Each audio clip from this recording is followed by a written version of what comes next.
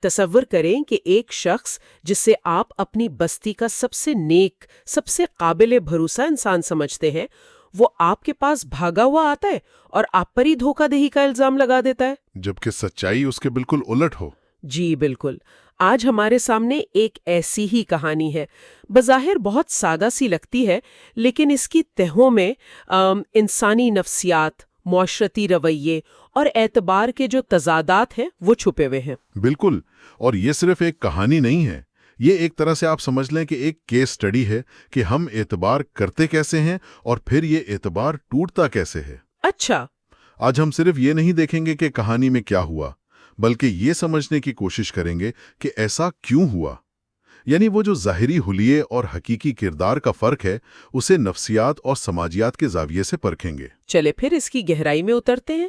کہانی کا جو مرکزی کردار ہے وہ ایک شیخ صاحب ہے، سفید لباس، سر پر عمامہ، ہاتھ میں تسبیح، اور مسجد کی پہلی صف میں مستقل جگہ۔ جی، ان کا حلیہ ہی ان کی پہچان ہے، پورا محلہ ان کی بہت عزت کرتا ہے۔ یہاں سوال یہ پیدا ہوتا ہے کہ یہ عزت اور بھروسہ اتنا فوری اور اتنا مکمل کیوں تھا؟ کیا یہ صرف لوگوں کی سادگی تھی یا اس کے پیچھے کوئی نفسیاتی وجہ بھی کام کر رہی تھی؟ دیکھیں، یہ بہت اہم سوال ہے۔ یہ صرف سادگی نہیں، بلکہ یہ ایک بہت عام ذہنی رویہ ہے جسے نفسیات میں ہیلو ایفیکٹ کہتے ہیں۔ Halo effect? جی، یعنی حالہ اثر۔ اس کا مطلب یہ ہے کہ جب ہم کسی شخص میں ایک بہت اچھی خوبی دیکھتے ہیں، جیسے یہاں پر ظاہری دینداری ہے، جی جی، تو ہمارا دماغ خود بخود یہ فرض کر لیتا ہے کہ اس کی باقی تمام خوبیاں بھی اتنی ہی اچھی ہوں گی۔ شیخ صاحب کی پارسائی کا وہ جو حالہ تھا، وہ اتنا روشن تھا کہ لوگوں نے یہ مان لیا کہ وہ امانت دار بھی ہوں گے، سچے بھی ہوں گے، ہمدرد بھی ہوں گے۔ اچھا، تو یہ ایک طرح کا ذہنی شارٹ کٹ ہے۔ ہم ایک علامت جیسے امامہ یا تسبیح کو دیکھتے ہیں اور باقی ساری خصوصیات خود ہی فرض کر لیتے ہیں تاکہ ہمیں زیادہ سوچنا نہ پڑے۔ بالکل۔ اور اسی شارٹ کٹ پر بھروسہ کر کے ایک غریب بیوہ اپنی زندگی بھر کی جمع پونجی، کچھ سونے کے زیورات ان کے پاس امانت رکھوا دیتی ہے۔ جی بالکل، اور اگر آپ دوسری طرف سے دیکھیں تو شیخ صاحب بھی اس ہیلو ایفیکٹ کا بھرپور فائدہ اٹھا رہے تھے، چاہے شعوری طور پر یا لاشعوری طور پر۔ اسے ہم کہتے ہیں سوشل سگنلنگ، سماجی اشارہ دینا۔ جی، وہ اپنے لباس اور حلیے سے معاشرے کو مسلسل یہ سگنل دے رہے تھے کہ مجھ پر بھروسہ کیا جا سکتا ہے۔ یہ بالکل ویسا ہی ہے جیسے آج کل سوشل میڈیا پر ہوتا ہے۔ کوئی شخص بہت متاثر کن اخلاقی پوسٹس کرتا ہے تو ہم فوراً مان لیتے ہیں کہ وہ اپنی ذاتی زندگی میں بھی ویسا ہی مثالی انسان ہوگا۔ صحیح، ہم اس کے ڈیجیٹل امامے سے دھوکہ کھا جاتے ہیں۔ بالکل وہی بات ہے۔ یہ تو بہت دلچسپ نکتہ ہے۔ تو مطلب ایک طرف معاشرہ ہے جو ذہنی شارٹ کٹ استعمال کرنے پر تیار ہے، اور دوسری طرف ایک شخص ہے جو اس شارٹ کٹ کو اپنے فائدے کے لیے استعمال کرنے کا ماہر ہے۔ جی، سٹیج بالکل سیٹ ہے، اور پھر کہانی میں وہ موڑ آتا ہے جہاں اس پورے نظام کا، اس بھروسے کا امتحان ہوتا ہے۔ بیوہ کا بیٹا بیمار پڑتا ہے اور اسے اپنی امانت کی ضرورت پڑ جاتی ہے۔ جی، اور یہ کہانی کا نازک ترین لمحہ ہے۔ اب تک سب کچھ نظریاتی تھا، اعتماد تھا، عزت تھی، لیکن کوئی آزمائش نہیں تھی۔ اب معاملات کا میدان سامنے آیا ہے، جو کردار کی اصل کسوٹی ہوتا ہے۔ صحیح۔ عبادت گاہ میں پارسا نظر آنا ایک بات ہے، لیکن جب ایک مجبور انسان آپ کے سامنے ہاتھ پھیلائے، تب آپ کے اصل کردار کا پتہ چلتا ہے۔ اور شیخ صاحب کا رد عمل تو انتہائی سرد اور چونکا دینے والا ہے۔ وہ تسبیح روک کر کہتے ہیں، بیوی کیسی امانت؟ میں نے تو تمہیں پہلے کبھی دیکھا ہی نہیں۔ وہ صرف انکار نہیں کر رہے، نہیں، وہ الٹا اسی عورت پہ الزام لگا رہے ہیں کہ مصلی پر بیٹھے شخص پر ایسا الزام لگاتے ہوئے تمہیں شرم نہیں آتی؟ یہ کیا نفسیات ہے؟ یہ صرف لالچ تھا یا کچھ اور بھی؟ یہ صرف لالچ سے بہت گہری بات ہے۔ یہاں وہ اپنی پارسائی کو، اپنے اس ہیلو کو ایک ڈھال اور ایک ہتھیار کے طور پر استعمال کر رہے ہیں۔ اچھا، وہ کہہ رہے ہیں کہ میں اتنا نیک ہوں کہ مجھ پر الزام لگ ہی نہیں سکتا، لہٰذا قصور تمہارا ہے کہ تم نے الزام لگایا۔ یہ منافقت کی انتہا ہے۔ جب آپ اپنی نیکی کو اپنے گناہ چھپانے کے لیے استعمال کرنا شروع کر دیں تو یہ کردار کا مکمل خاتمہ ہے۔ گویا ان کا استدلال یہ تھا کہ میری پہچان اتنی مضبوط ہے کہ تمہاری حقیقت اس کے سامنے کوئی معنی نہیں رکھتی۔ بالکل، वो अपनी समाजी हैसियत के पीछे छुप रहे हैं। اور عورت کے پاس کوئی تحریری ثبوت تو تھا نہیں، اس کا سارا بھروسہ تو اسی حالے پر تھا جسے شیخ صاحب نے خود اس کے خلاف استعمال کر لیا۔ وہ بے بسی سے روتی ہوئی واپس چلی جاتی ہے۔ لیکن کہانی یہاں ختم نہیں ہوتی۔ اگر یہ یہاں ختم ہو جاتی تو یہ صرف ایک منافقت کی دکھ بھری داستان ہوتی، مگر یہاں سے قدرت کا انصاف، یا کہہ لیں کہانی کا اپنا ایک منطقی انجام، وہ شروع ہوتا ہے۔ جی، کچھ ہی دن بعد شیخ صاحب کا اپنا بیٹا بیمار پڑ جاتا ہے۔ اب انہیں پیسوں کی ضرورت پڑتی ہے، اور قسمت کی ستم ظریفی دیکھیں کہ انہیں وہی زیورات بیچنے پڑتے ہیں۔ وہی زیورات جو انہوں نے ایک ماں سے اس کے بیمار بیٹے کے لیے روکے تھے۔ بالکل، وہ زیورات لے کر سنار کے پاس پہنچتے ہیں، اور یہاں کہانی کا سب سے دلچسپ موڑ آتا ہے۔ یہ کہانی کا عروج ہے، کلائمیکس۔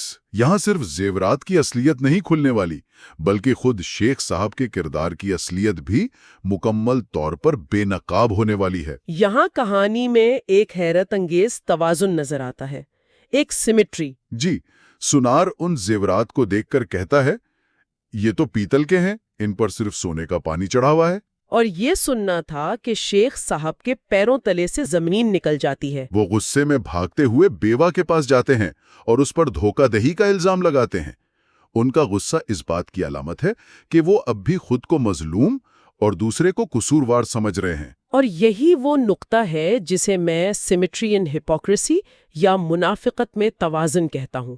یہ کہانی کا اتفاق نہیں ہے کہ زیورات بھی نقلی نکلے، یہ ایک گہرا استعارہ ہے۔ استعارہ کس طرح؟ جس طرح زیورات اوپر سے سونے کے اور اندر سے پیتل کے تھے، بالکل اسی طرح شیخ صاحب کا کردار بھی اوپر سے پارسائی کا اور اندر سے کھوٹا تھا۔